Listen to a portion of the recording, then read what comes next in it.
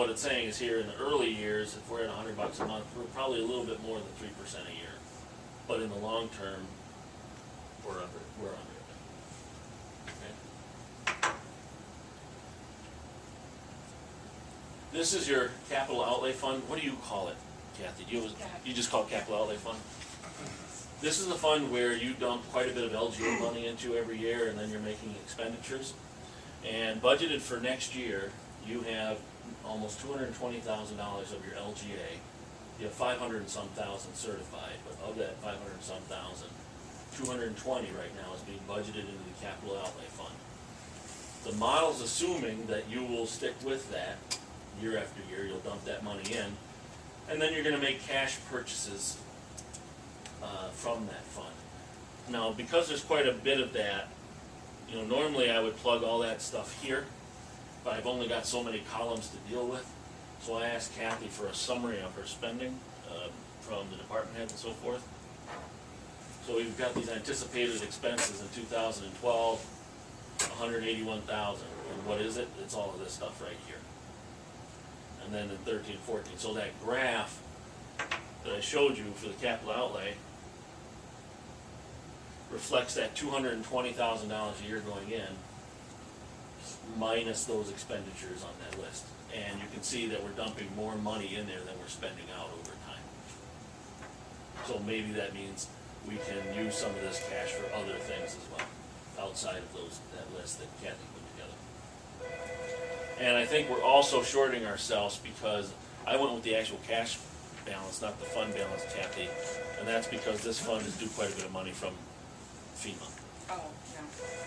So if we ever receive that FEMA money, that'll make this look much better. It'll bump it up. Right. But I didn't want to count on that. I wanted to say, let's just deal with what we have actually on hand.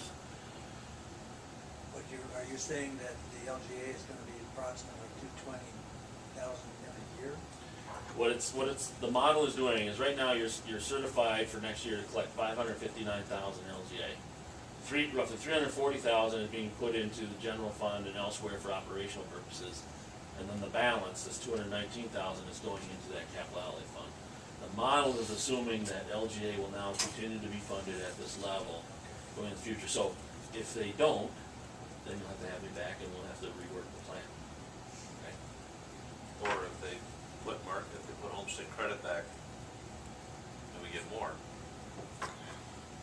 Well, your homestead credit is really just a buy down of the levy. Right, what I'm saying though is then we wouldn't have to put so much LGA into operations, or we could use it somewhere else. Perhaps. These are all decisions that the council can make, because you can take that 219 and after reviewing the CIP and seeing where we're purchasing vehicles and doing projects out in the future, we can make those adjustments. They could put less money in there, we can put more money in there. Yeah, as a for instance, let's say you wanted to, let's see if this will work. I know it works one way. Let's say you wanted to up your contribution to the capital outlay fund. I'm just going to say 400,000. Oops, I did that wrong. Excuse me. Let's reduce this to 100,000. There we go. Now if I go to the capital outlay fund, it's growing exponentially there. See, I mean, look, this is in millions now because you're putting 400 grand a year away. But conversely, hopefully this worked. The tax rate went even. I'm hoping that went through. Your tax rate would go even higher because if you're using less for operations, that means you levy the difference. Yeah, unless you cut the spending. It did go up a bit. The operational part did. So let me change that back. Oh, maybe. Maybe it didn't. Yeah, it worked. I'll work on that. But I do know it works this way. If we decided to, let's do this. Let's say we didn't put any money in the capital outlay. Now let's go to the outlay fund. You see it go negative because you be buying all that stuff and not putting any money in there. But you see how your tax rate drops because you're putting all that LGA now into your operations so you can reduce your levy. Okay, so it's sort of a balance. How much do you want to put away for the capital outlay fund and how much you want to use for operations? Does that make sense? Okay. Back. Alright. So I met with Steve and Kathy, and I know we wanna talk about the library too, but we kinda focused on two projects to start, and those were Highway 43 and the levee project, okay?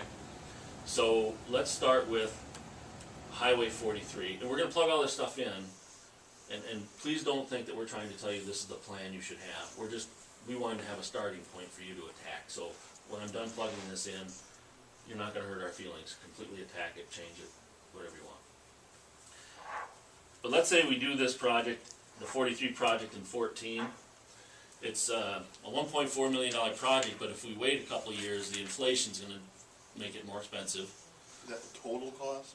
Our cost, Just our share, What's the total estimate then? like 3 million. 3 something, Really? yes. Ouch. Let's say we did a 20-year, come on laser, use the force loop, there it is. Let's say it's a 20-year issue, and remember the last issue we did for 20 years, we got it 4%, so that's the interest rate there. That would be your payment.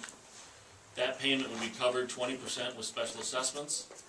If you don't think you're gonna assess, we'll take that out. The sewer's gonna help, and the water's gonna help, and you're gonna levy for a third of the payment as well. So let's look at just the impact of that one project. See, we did it in 14. If we issued bonds in 14 and paid for the project, your first levy for the bond payment would be in 15. So you see that red there? Bumps it up. The water bill seems to be kind of on the same track as before. Same thing with the sewer. Now notice the sewer and the water funds start to gain cash way out here. That's because they have some associated debt that goes offline at that time. So that's also, it's kind of neat that your taxes get a little break here in in that 2015 range, and so do your water and sewer. There's some short-term pain. Yeah, short-term pain. If we could, get to that point, we'd have some more affordability here. Okay, so here's our residential impact per month, and you'll see. Well, the results are there for yourself. You can see. If we, on that project, if we got, say, PFA funding for part of the project that happens to be sewer or water, whatever it was, at a much lower interest rate. Yep, it'd make this look better. But it wouldn't be the whole project at a lower interest No. rate, but it'd be part of it, No. so that would help. Right, but let's just be conservative So in our. that's the worst case. Well, I don't know if we ever get the worst, but Oh. yeah, It's bad enough case. yeah, bad enough case. All right, so then we have the levee project, which I understand you'd really like to do in 2013 No, It's 2012. or 2012. Excuse me. It's gotta be done next year.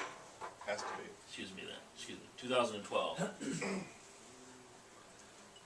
Now here's the thing that we're facing as a challenge. If we do it in 2012, in a standard bond issue, that means in 2013 I got to build a levy into your budget, which means we're going to get a little red blip here, right? And that's going to defeat our attempt at maybe flattening this thing out. So what I came up with the other day, and if you don't like this idea, that's fine, but when we do a standard bond issue, we, the city, get to decide how to structure that. It's not like you're getting a mortgage where you're pretty much dictated, here's your payment schedules, enjoy. We get to dictate how the principal is spread out and when payments begin and so forth. So what if we did the project in 12, issued the debt in 12, and just did interest-only payments for a year or two until we can get to that part where we get this downward blip in the tax rate. Now that's not efficient. I mean, you're adding interest expense to the deal, but if you want to blend efficiency with affordability to the residents, it's one strategy you might consider. So I'm going to plug in 2014, but what the model is saying is that it's going to be interest only in 13 and so forth.